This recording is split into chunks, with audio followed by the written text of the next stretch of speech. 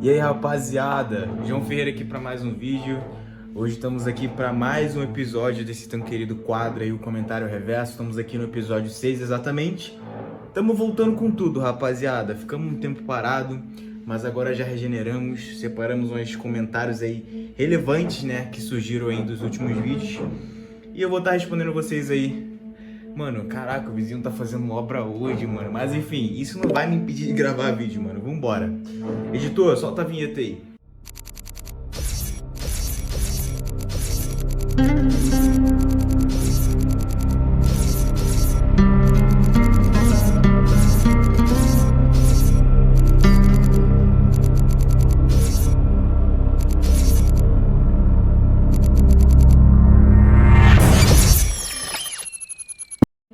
Então vamos lá, rapaziada. Para a primeira pergunta aqui é do Sábio Jovem. Ele fez essa pergunta há um mês exatamente, no outro quadro do Comentário Reverso. Esse comentário dele foi exatamente num vídeo que eu fiz falando sobre IA, falando que a IA pode vir a substituir os programadores futuramente. Mas o Sábio Jovem comentou o seguinte: por conta da IA, eu não consigo focar em estudar programação. Aí tem o fator TDAH também para ajudar. Mas também não estou mal com isso. Mas já tentaram me dar conselho, mas essa trava não sai.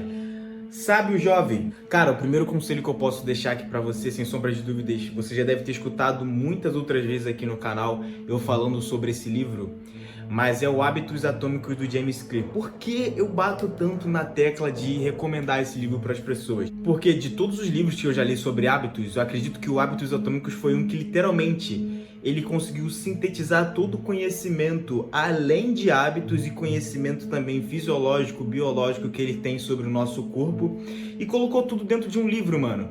Lá eu aprendi sobre bloco de tempo, aprendi que isso literalmente salvou a minha vida, aprendi sobre empilhamento de hábitos, aprendi também sobre o porquê a gente tem um hábito, enfim, por que um hábito deve ser feito, como ele deve ser desenvolvido e como que você prioriza os seus hábitos, né? Porque as pessoas, assim, quando se trata principalmente de estudar programação, às vezes para um concurso público, as pessoas não sabem o que priorizar.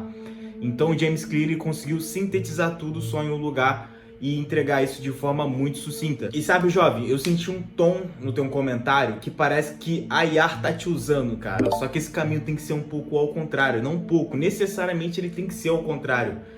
A inteligência artificial, cara, ela tem que ser uma extensão da tua consciência. É literalmente uma ferramenta que você pode utilizar ali a qualquer momento, seja para estudar, seja para fazer algo além do que você é capaz, ou fazer coisas que você faz. Só que vai ser meio que um clone de você ali, né? Até porque você sabe que tem como treinar a IA, fazer agentes que trabalham da mesma forma que você.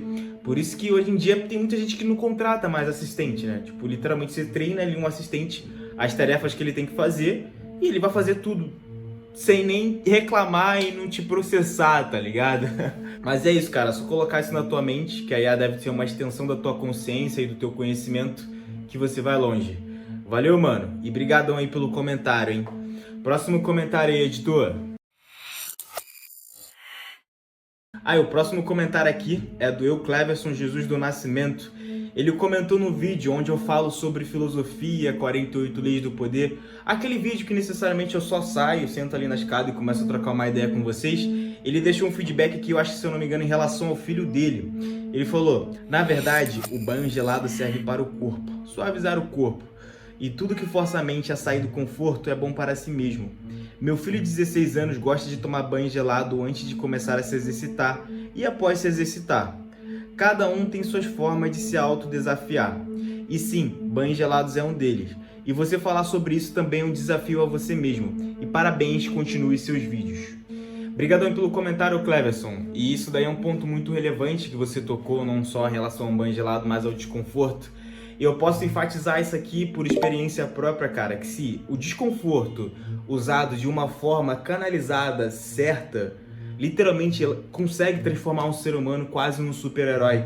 Eu sei que isso parece tipo literalmente um papo de coach, mas não é. Juro pra você que não é. Se você necessariamente souber aonde alocar a sua energia, mesmo que aquilo cause desconfortos, seja se exercitar, mano, vou te falar, correr, se exercitar, não é confortável, mas no final das contas a recompensa que volta é muito melhor.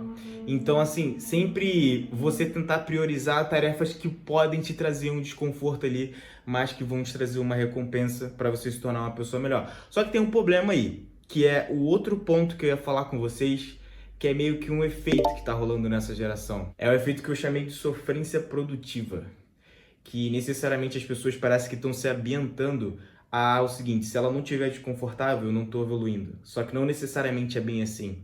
As pessoas têm momentos, têm oportunidades diferentes. Não necessariamente você é um cara que tem networking vai sofrer da mesma forma que um cara que não tem para poder acessar lugares e às vezes ascender socialmente. Agora, um cara que não tem necessariamente, ele vai ter que correr atrás, vai ter que ir para evento, enfim, vai ter que fazer muita coisa para poder conquistar o network que às vezes que o cara que nasce rico já tem. É totalmente diferente o game, tá ligado? Então isso é uma coisa que deve ser levado em consideração. Não necessariamente se você não estiver desconfortável, não diga que você não tá evoluindo, não. Às vezes você tá evoluindo, mas de forma diferente de uma pessoa que não tá no seu nível. E é isso, o importante é você entender o que faz sentido para você e tentar não cair na comparação, como eu falei ali anteriormente. Necessariamente tem pessoas que estão correndo corridas totalmente diferentes da sua. Então você não pode se comparar com essas pessoas, tá ligado? Mas enfim, muito obrigado pelo esse comentário aí, Cleverson, valeu? Próximo comentário aí, editor. Mais um comentário sobre Luva de Pedreiro, né, mano? Mas enfim, o J7 Sonhador 07 comentou aqui: o Luva de Pedreiro abandonou os amigos que ajudavam ele nas gravações. E ele divulga as casas de aposta, isso tá acabando com a imagem dele. Mas ele não escuta as pessoas que querem o bem dele.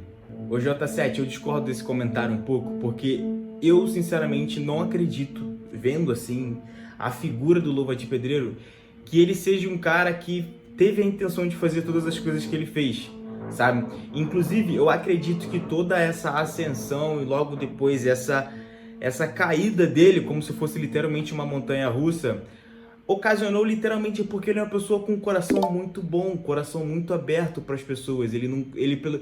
Na época que ele ficava lá naquela de receba, receba, só chutando no gol, ele não via maldade nas pessoas, mano. Só que, querendo ou não, porra, o mundo não é justo, não é justo necessariamente.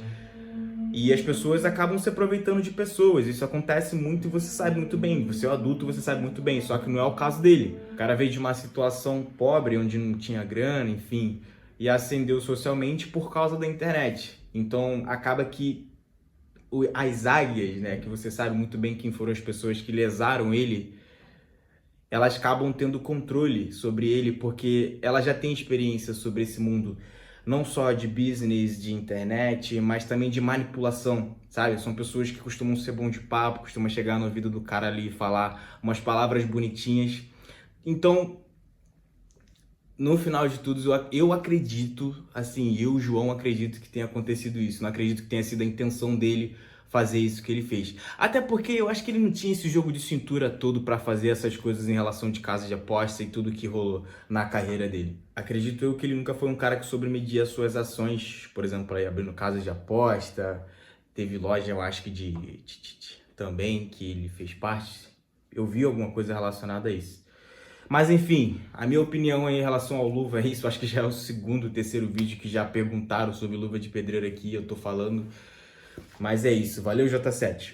Mas é isso, rapaziada, só deixando um aviso pra vocês aí. Se você quer aprender a usar o YouTube de forma estratégica para gerar renda sem depender necessariamente da monetização daquele canal, ou seja, tu não vai ficar até o final, bater todas as metas para poder ganhar dinheiro, não, e construir algo real a partir das experiências que você tem, dos seus conhecimentos que você tem, transformar aquilo dali em renda, eu te convido para entrar na minha mentoria. A mentoria ainda está começando, então se você for uma pessoa que vai entrar agora, você vai ter acesso diretamente a mim. Você vai acompanhar tudo de perto e ainda vai ajudar a moldar essa primeira turma. O primeiro passo é você entrar aí no grupo de WhatsApp que está aí embaixo. Lá eu vou te mostrar como tudo vai funcionar em relação aos cronogramas, às aulas e se essa mentoria realmente vai fazer sentido para você. Valeu? Só entrar no link aí no comentário que tá fixado aí o link do grupo do WhatsApp. Valeu, rapaziada? Mas é isso, é só o começo e até o próximo vídeo, hein?